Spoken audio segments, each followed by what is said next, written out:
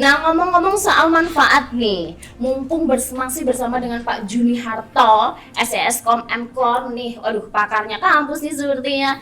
Pak, melanjutkan yang tadi, manfaat kampus Merdeka bagi mahasiswa apa, karena tadi sudah sepertinya sudah nyepil-nyepil sedikit, mungkin bisa dijelaskan apa sih manfaatnya, ngaruhnya, ngefeknya, selain memberikan flexibility mahasiswa untuk memilih subjek yang disukai dan memberikan bekal kepada mahasiswa untuk punya jiwa entrepreneur, kira-kira secara keseluruhannya mungkin dari biar dia bisa melaporkan ke rumah, ke orang tuanya, Bu, Pak, ini loh saya habis ngikutin ini apa sih manfaatnya sekaligus untuk keluarga mereka, Pak?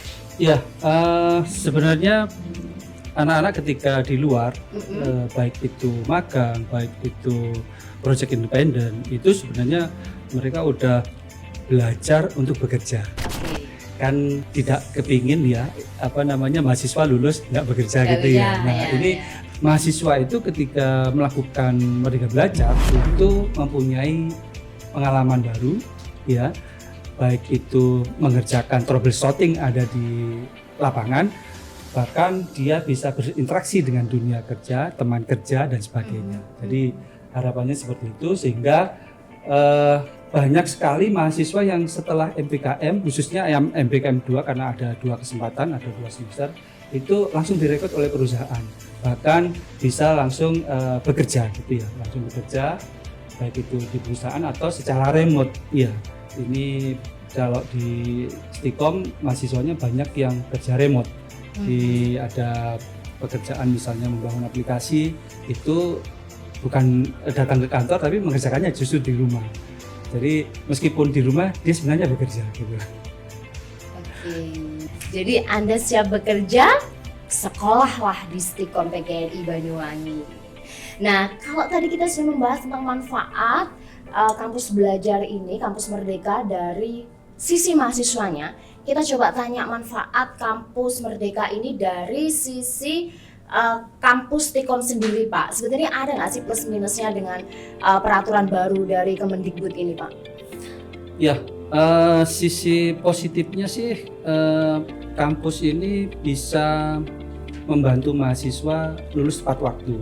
Kan memang itu yang diharapkan. Sebenarnya ada bisa sih ya, misalnya S1 4 tahun itu bisa sampai 8 semester, itu bisa sampai 12 semester. Nah ini kan tidak diharapkan oleh semua masyarakat ya.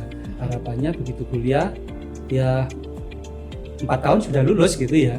Nah ini adalah istilahnya membantu mahasiswa untuk menyelesaikan kuliahnya itu tepat waktu, dan itu akan menjadi penilaian juga oleh Dikti ketika kampus itu bisa membantu mahasiswa menyelesaikan tepat waktu kuliahnya ya.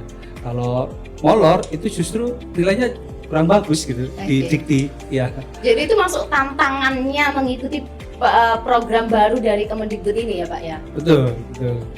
Jadi yang lebih tantangan lagi adalah kita harus menyiapkan kurikulum yang MBKM ya. Jadi nanti kalau memang tidak diwajibkan MBKM itu, mahasiswa boleh milih apakah ikut yang reguler ataupun yang MBKM.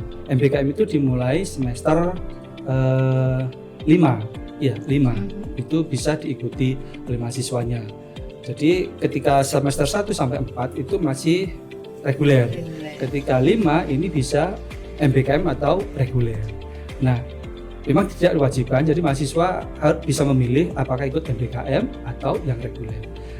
Nah, kampus wajib oleh Dikti wajib menyiapkan kurikulum MBKM. Jadi ini yang menjadi pekerjaan baru buat kampus, harus menyiapkan kurikulum MBKM-nya. Ya, jadi ketika mahasiswa memilih MBKM, maka dia dimasukkan ke kurikulum MBKM-nya gitu. Karena di kurikulum MBKM itu tidak ada kelas kan ya, tapi diakui secara 20 SKS. Nah itu akan dibagi beberapa mata kuliah, sejumlah 20 SKS.